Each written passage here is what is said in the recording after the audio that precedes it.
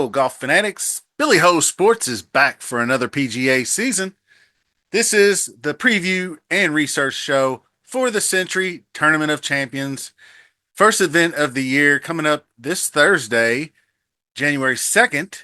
It will be at Kapalua Golf Course, the Plantation at Kapalua in Maui. No cut event. It's actually expanded. It used to be kind of whack because it was just last year's winners, and there was only about maybe 30 people total in the tournament. Well, now we're up to about 60 some odd golfers, but we will be missing some of the top dogs. We'll discuss that in a few minutes, so stick around. We're going to start the show with a quick flyover and course description as per usual. Then we're going to jump over to Fantasy National Golf Club. Shout out Moose and the boys for their great content. And we'll take a look at some stats and talk DFS plays. Now, I'm not going to get much into one and done. We are working on that. Most one and dones don't start this week anyway. They start either with Sony or like the one I'm going to probably get into, Rick Run Goods, doesn't start until February, the end of the month. It starts with, I believe, Pebble Beach. So I think I'm going to go that route this time around with my one and done. And also, the contest is out. The DraftKings Contest every week. I post a contest. I'd like to start getting more people in it, and so we can start upping that prize pool a little bit. I only went too deep on the winners. Top two win, $3 contest. So jump in there and get it done, and the link will be posted. So let's jump in. Kapalua's Plantation Golf Course sits perched above the Pacific Ocean on the slopes of West Maui Mountains. Lush landscape, ocean breeze, and the dramatic elevation changes on this golf course makes it visually stunning, to say the least. And you really, course history is important. You kind of got to know where to hit the ball around here because the 7,500 yard golf course plays at the unusual par 73 because it only has three par threes. It has an extra par four. Fairways are wide open as you could possibly get. Bermuda grass. I'd say, with the exception of El Cardinal in Mexico, which is like 99 yards wide, these are like 59 yards. These are the widest compared, probably with the exception of El Cardinal. Both of those very similar, correlated courses. Guys will translate to both most likely. The width of the fairways coincide with the gigantic 8,700 square foot Bermuda grass greens, and they roll about 10 or 11 on the stimp meter due to the oceanside wind affecting play. You don't want fast greens, so they will roll a little slowly.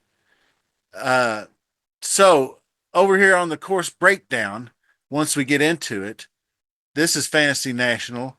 I always start with the course breakdown because I want to look at these golf holes.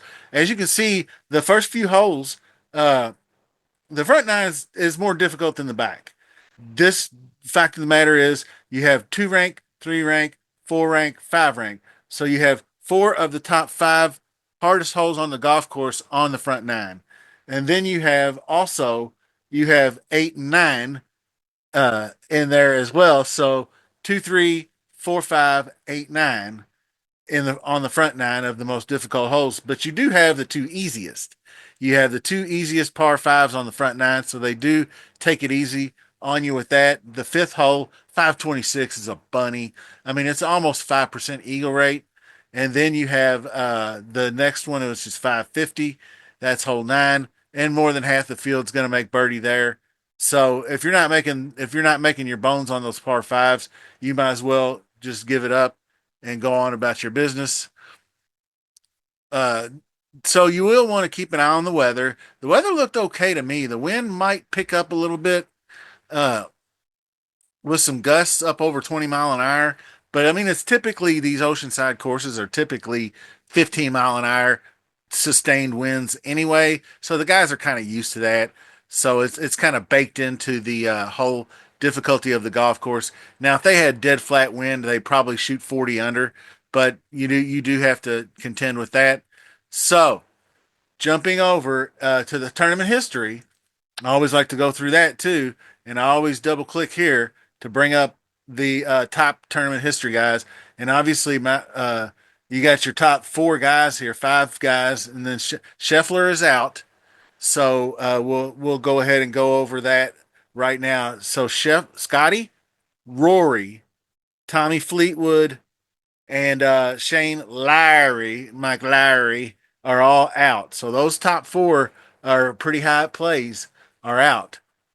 Guys, you're going to want to look at here. Obviously, these top five guys here are all have the best course histories, and just year in and year out, they always come to play. Sungjae, really looking good. These guys are I mean, they're four-digit guys, so they're going to be popular. So this is definitely a tournament. If you just want to fade Xander, and I mean, you don't have to fade Morikawa either because he's 10-100. That's right at Best Buy pricing. So if you just reset the salaries, you can see that it's Xander at 11,000. That I'd say that's probably a guy that's out on an island there. That's going to be because the next price guy is barely 10K, and then you're going to see guys start at Morikawa and just try to load up in this 9K range, which should affect the 8K and the 7K range, honestly. And the 7K range should be pretty interesting once we get down to it. But you can see the usual suspects uh, up in here. So that's by pricing. Let's go back here. And then you have Kirk, who won it last year. I don't think that's a repeatable performance, to be honest with you. But guys like Harmon are in play. Matt Fitzpatrick could be interesting because, in all intents and purposes, he had a terrible, terrible year last year, but he plays really well here.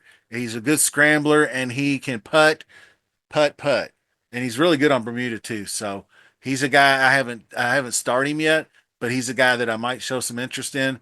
Byung Hung On is a guy that I think is going to have a big year, and I'm probably not the only one amongst that opinion. But going over to the models, this is where it gets interesting. I got a couple of different. I did my Sentry TOC model, and my mixed condition model is heavy Bermuda putting, and I'm also pretty heavy putting here, and just with some proximity buckets. I purposely left out driving just to see what I would get on this first look video because dry, although it's a plus because you can grip it and rip it all day here to be able to hit it 900 yards. You see guys like Chris Kirk won it last year. Morikawa is competitive. JT, he's long off the tee. Most of these guys are pretty long anyway, but they're not Scotty Scheffler long. So I mean, being long is nice and you'll take it, but Sung J M's not long, and Sung J M plays really well here every year. So guys like that, Justin Thomas has won this twice, and it ain't because he's driving at 900 yards. It's because he's sticking it to 10 feet and making putts. So it's stick it tight, make your putts, avoid three putting, and you're on your way. So Morikawa is a guy typically not known for the great putting, but he does do better on these slower coastal type greens. So I do like that about him. So if we go and rank this model, you can see this is actually my last 3 months. I wanted to separate the two models. This is just the last 24 rounds, and you can see Harry Hall's number one. But a lot of these guys are interesting. Harry Hall, Max Gracerman, Sam Burns would be interesting, but he hasn't really played well here. And I don't know if it's rust or not, but he ranks really high in the model. So he might be a guy that goes overlooked. All putting stats are enhanced, obviously. Three putt avoidance a must. Big emphasis on irons and wedges. So, like I said, no Rory, no Scotty, no Tommy, no Shane. The top three guys all in play. JT's a threat as long as he don't spray the driver everywhere. I like JT to compete here. I thought he was going to win the Zozo. I was really high on him there, but he just didn't quite get it done. But the putting has always been his problem, and he lost like 4 or 5 strokes off the tee here last year, and he finished 25th, which sucks.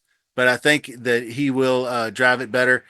Last year was probably this time last year was the beginning of his just abysmal year where he had no confidence, and then it started leaking over into every other aspect of his game. But from what I saw over the fall and toward the end of the year, especially at the Zozo, that he showed a lot of confidence in that in his game.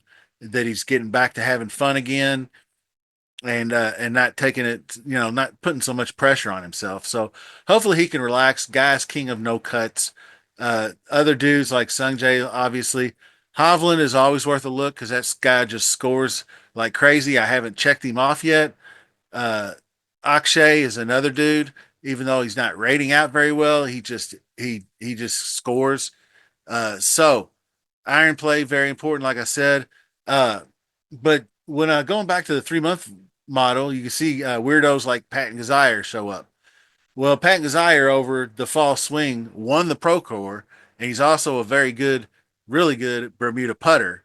So I don't mind seeing him ranked way up there. I mean, that's pretty good stats across the board for his fall swing over 20 rounds, which is 4 golf tournaments. So it's not just solely the Pro Core.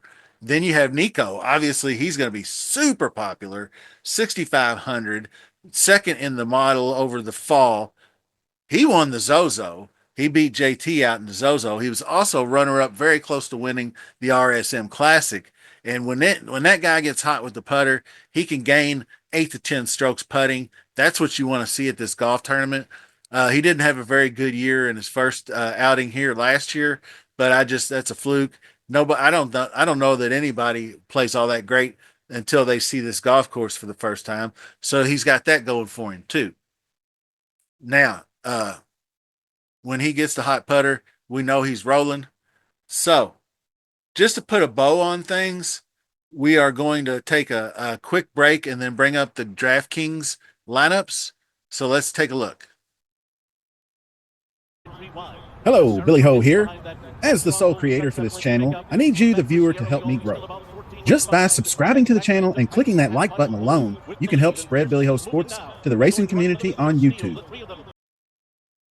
Okay, here's the contest, $3 entry.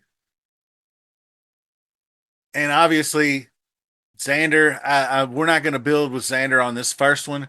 I mean, you can build it any way you want to because there's just a ton of guys down here in the 6K range you can use. I mean, you can still double stack. I mean, yeah, you can still go up top. You got 7,200, and then you can just throw any rando. Malnati's had some success here before, and that puts you right back in the mix. So build it any way you want to build it. Now, this is what I think most people will do. Oh yeah, Morikawa and JT. That's all day. Then I would say they'll probably be down here looking for Nico. Uh, so we'll see Nico in a lot of lineups. Now we got 7,900, and then you have more guys like you go off beaten path. I like Brian Harmon. He'd probably be kind of popular, but 7,400 Brian Harmon.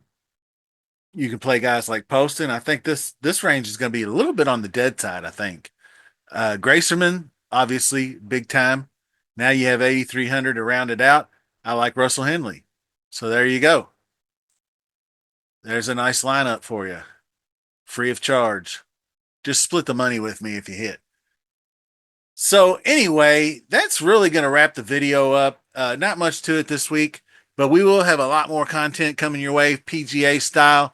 So stay tuned. Make sure you're subscribed, notification bells. Hit that like on your way out. We'll see you soon.